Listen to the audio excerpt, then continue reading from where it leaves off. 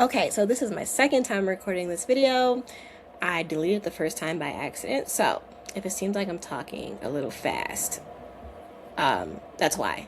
So basically, I had an outlier on my channel recently, and like really recent, within like this week, and I wanted to break down sort of like what happened. I'm going to show the behind the scenes of the analytics, some of the choices that I made, and what exactly an outlier is. So my channel, it is small but mighty. It has a little bit over 3,000 subscribers. In the past, I've had videos cross 40,000, 75,000, but an outlier hasn't really happened in a long time, and I feel like it's mainly my fault. Like, I haven't really been paying as much attention to my YouTube videos, and I've just been like testing things out and whatever the case may be. So anyway, I finally had the space to slow down and think about, okay, what I actually wanted to say. I wanted to give myself permission to approach my content differently and have a bit more fun with it. And that's when the outlier happened. So what is an outlier? An outlier is simply a video that performs noticeably better than what your channel usually does. So it can be a viral video, it doesn't have to be. But for context, my channel typically sees anywhere from 30 to 50 views in the first week or two. That's normal for where my channel is right now. But this video is different. It quickly became a 1 out of 10. And yeah, so now before I actually show you the analytics, I want to talk about the content itself. So the first part of that is the title. So I changed the title of this video 3 times. Because I've had a few outliers and a few viral videos on this channel before, I've developed a pretty trained eye for what tends to work for my channel and me. So I had a really strong feeling that this video had like a lot of potential. So I paid very close attention to how it performed in the first day. Now, originally, the video was actually sitting at an 8 out of 10, and then it was like a 6 or a 4 out of 10, but eventually it caught up and it made the 1 out of 10 very quickly when I started like changing the title and stuff. So once you know what your channel normally does in the first few days, you can experiment with titles to see if like changing that improves like its performance. But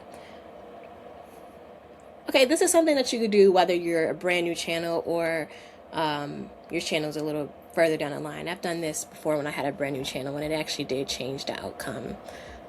Now, just to be clear, I don't do this to every video, but if I really have a strong feeling that it should be performing better than what it is, I'll go back in there and change it.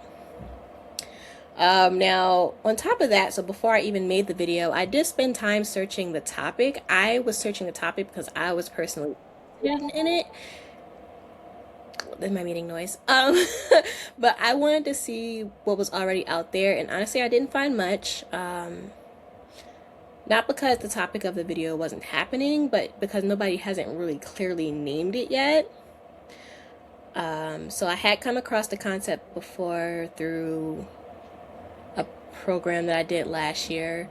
It was a identity sales program, so I knew it through that context, but nobody was talking about it mainly through like a content way. So that's the way I was searching it, and yeah, I couldn't find a lot of things about it. Now, when you see that you search something up and it doesn't have a lot of people talking about it, or maybe there's maybe like 1, 2, 3, up to maybe like 7 different people talking about this one topic, that's when you can tell that the video has possible like viral potential, because there's literally space in it, especially if you see that the videos also had really good views from those up to 8 people, then you know it's a really good topic to do a video on. So let's look at the analytics real quick. I'm gonna share my screen. Okay, so here are the video analytics. It's currently sitting at 486 views. So as you can see here, within the first, it was moving very slowly, like I said, and this is typical within this time period, but then it kind of just started going up, and then it has this kind of like hockey stick effect. So I gained a few subscribers from it. I am monetized, so I got about $1.66 from it. Woohoo! And it hasn't caught up. So it's January 28th. I think they've only counted until about January 26th. So they're behind about 2 days. So I'm curious to see how that goes. I mean, honestly, I don't really pay attention to the YouTube AdSense. Like, it's nice, but what I had on the back end of this video, what I really wanted to push traffic to, was my workshop.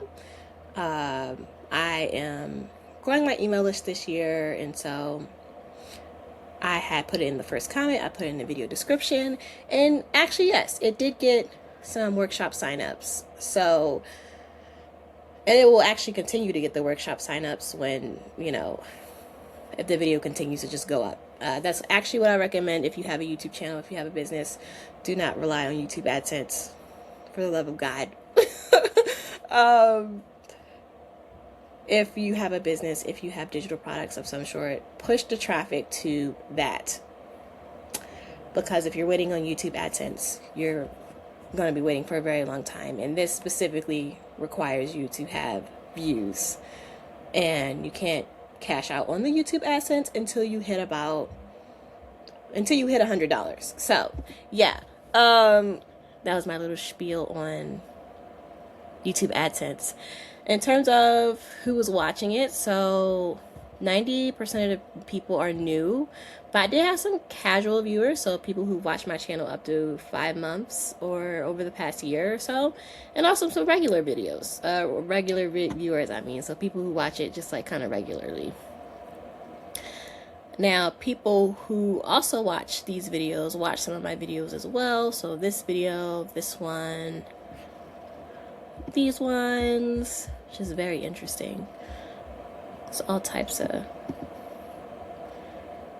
yeah. So it looks like somebody was started binging like my testimonial videos and such. So yeah. Most of the people weren't subscribed. United States, that's where the majority, but it is some like it's a global, YouTube is a global platform, so there's people from other countries as well. It says the main age is people 25 to 34. And let's see, I still don't understand what exactly a hype is. If somebody knows what this is, put it down in the comment. Honestly, I don't pay much attention to it. And it looks like my retention for this video is also above normal. So my retention is typically down here, but it says that my retention is higher than normal and people are staying for longer, basically. And then in terms of the click-through rate, it's at about a 4.6% right now. Now, this has gone up.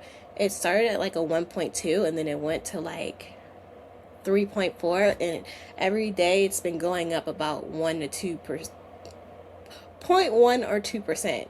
So yesterday it was like at a 4.3, 4.4, and now it's at like a 4.6.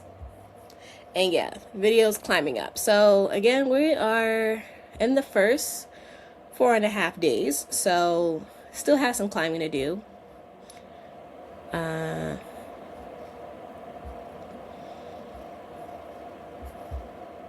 Yeah, and it says with the external sites, it got a few clicks from Substack, so that's where I do my email marketing currently, and then a few other places as well. So most likely with these down here, people shared the video out and people are coming from there. That's why it doesn't have like a specific place that it's coming from. We have 4 minutes. Is there anything else that I wanted to share? Oh, yes. So one more thing I wanted to point out, because it matters for how the video will perform like long term. So basically I searched the topic that I did the video on in incognito browser. So my own watch history wouldn't influence the results that I saw. And the algorithm didn't like personalize what I was seeing to me. And right now the video is currently showing up on the first page of YouTube search for identity content. Now, like I said, it didn't have much content with that in the first place.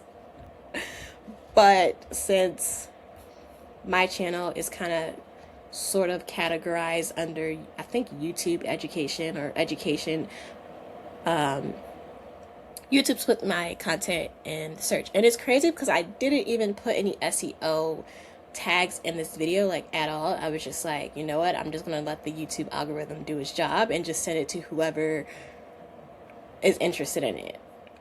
That was my thought behind this video, because again, I hadn't really seen much examples of it in the first place. So I was like, I kind of don't even know what type of tags I would put on here. So yeah, what this outlier taught me was that, you know, it didn't come from me trying harder with my YouTube content. The outlier came from me sharing my specific interests and just sharing what was working, what's coming up in 2026. And yeah, like, what I'm also learning is that with YouTube content, the title really matters more than anything. So I've been just posting videos with, like, kind of like screenshots from the video as thumbnails and just really focusing on the titles. So if you want to get anything from this video, is to focus on the titles of your videos and, you know, just make them interesting to click, if that makes sense, and just work on that. If you want help building this into your business, if you're a business owner who wants YouTube to support your business, help you show up in search and get more visibility for yourself by turning your knowledge or expertise into clear, bingeable series, and also to create content that guides people into your offers instead of overwhelming them, I am doing a free YouTube for Business workshop in about a few weeks. So if you're interested in that, check out the link down below. And yeah, let me know what you guys think of this video. I know it was super fast. I